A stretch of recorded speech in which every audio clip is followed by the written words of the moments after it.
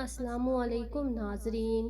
ایک مرتبہ کہیں دو میاں بیوی رہتے تھے، صدق و محبت اور دوستی کے رشتوں میں جڑے ہوئے، مگر طبیعتوں کے لحاظ سے ایک دوسرے سے قطعی مختلف۔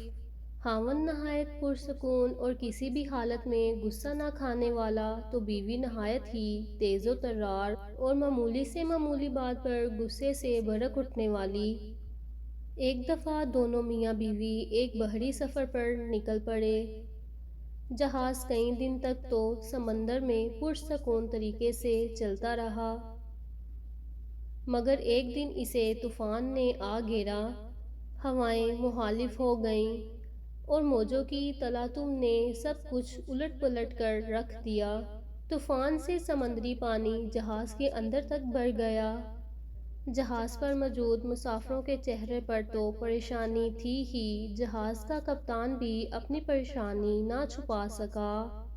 اس نے مسافروں سے صاف صاف کہہ دیا کہ موجودہ حالات میں تو اللہ کی طرف سے کوئی معجزہ ہی اس جہاز کو اس طوفان سے بچا سکتا ہے۔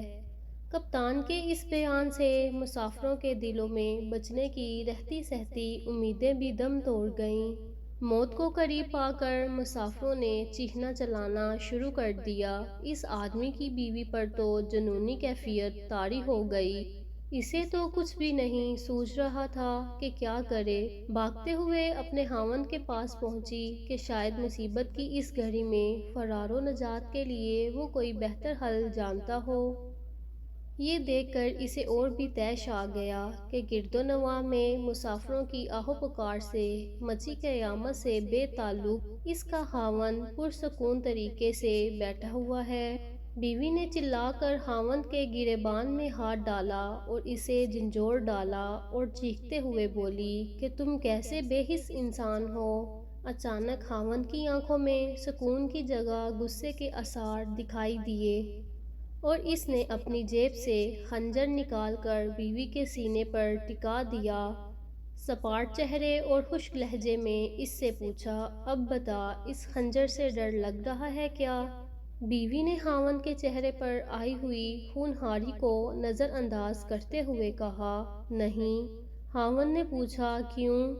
بیوی نے جواب دیا، کیونکہ یہ خنجر اس کے ہاتھوں میں ہے جو مجھ سے پیار کرتا ہے اور مجھے ان ہاتھوں پر مکمل بھروسہ بھی ہے۔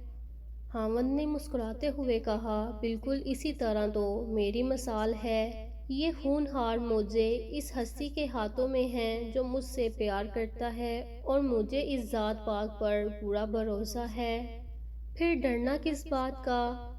اگر وہ ذات پاک ان تمام موجوں اور طوفانی ہواؤں پر مکمل تسلط اور قابو رکھنے والی ہے، اور دوسری طرف ہماری زندگی اور موت کا اختیار بھی اسی کے قبضے میں ہے۔ موت کا وقت معین ہے، اگر زندگی رہی تو وہ ہمیں اس طوفان سے نکال دے گا۔